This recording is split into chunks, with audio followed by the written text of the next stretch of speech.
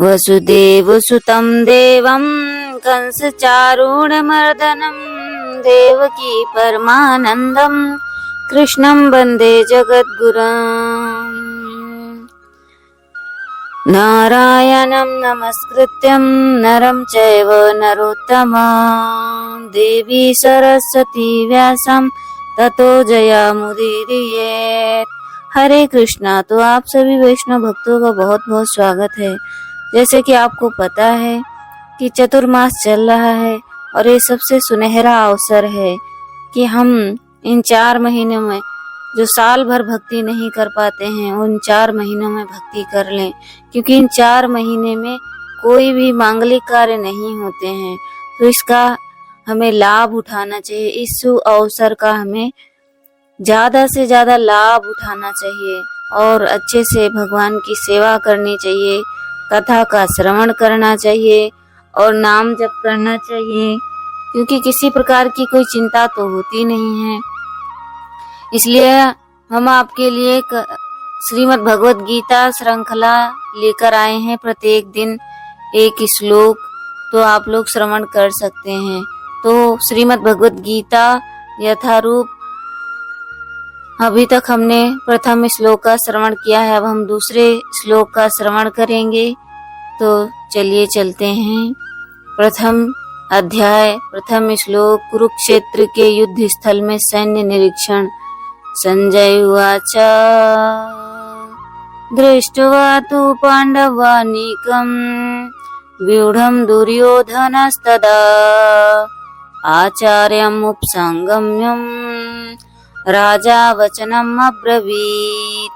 संजय ने कहा, हे राजन, पांडु पुत्रों द्वारा सेना की व्यूह रचना देखकर राजा दुर्योधन अपने गुरु के पास गया है और उसने ये शब्द कहे।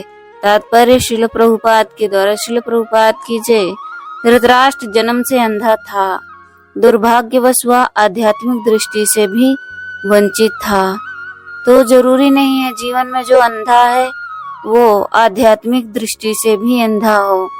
तो हमें आध्यात्मिक रहना चाहिए और आध्यात्मिक रहने के लिए वैष्णव भक्तों का संग करना चाहिए। संगति बहुत ही मायने रखती है। संगति के आगे कभी कभी संस्कार भी फीके पड़ जाते हैं।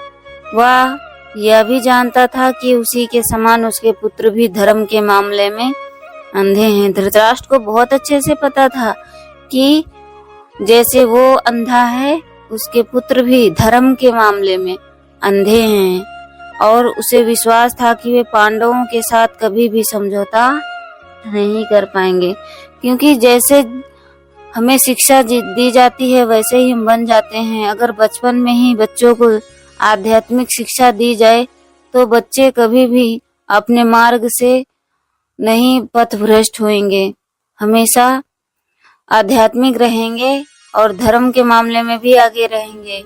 तो इसलिए बच्चों को बचपन से ही शिक्षा देनी चाहिए। भौतिक शिक्षा के साथ साथ अर्थव्यवस्था के साथ साथ आध्यात्मिक शिक्षा भी देनी चाहिए बच्चों को। और धृतराष्ट्र को तो विश्वास था कि उसके समान उसके पुत्र भी धर्म के मामले में अंधे हैं। 5 पांडव जन्म से ही पवित्र थे, फिर भी उसे तीर्थ स्थल के प्रभाव के विषय में संदेह था। इसीलिए संजय युद्ध भूमि की स्थिति के विषय में उसके प्रश्न के मंतव्य को समझ गया, अतः वह निराश राजा को प्रोत्साहित करना चाह रहा था। उसने उसे विश्वास दिलाया कि उसके पुत्र पवित्र स्थान के प्रभाव में आकर किसी प्रकार का समझौता करने नहीं जा रहे हैं। उसने राजा को बताया कि उसका पुत्र दुर्योधन पांडवों की सेना को देखकर तुरंत अपने सेनापति द्रोणाचार्य को वास्तविक स्थिति से अवगत कराने के गया है। यद्यपि दुर्योधन को राजा कहकर संबोधित किया गया है, तो भी स्थिति की गंभीरता के कारण उसे सेनापति के पास जाना पड़ा। अतएव दुर्योधन राजनीतिज्ञ बनने के लिए सर्वथा उपयुक्त था, किंतु जब उसने पांडवों की व्यूह रचना देखी तो उसका यह कूटनीति व्यवहार उसके भय को छुपा न पाया। तो धृतराष्ट्र को पता था कि पांडव तो पहले से ही पुण्यात्मा हैं और मेरे समान मेरे पुत्र धर्म के मामले में अंधे हैं। तो आगे जानेंगे क्या हुआ और हम और श्लोक का श्रवण करेंगे। तो मिलते हैं अगले श्लोक में, तब तक के लिए श्रवण करें। हरे कृष्णा।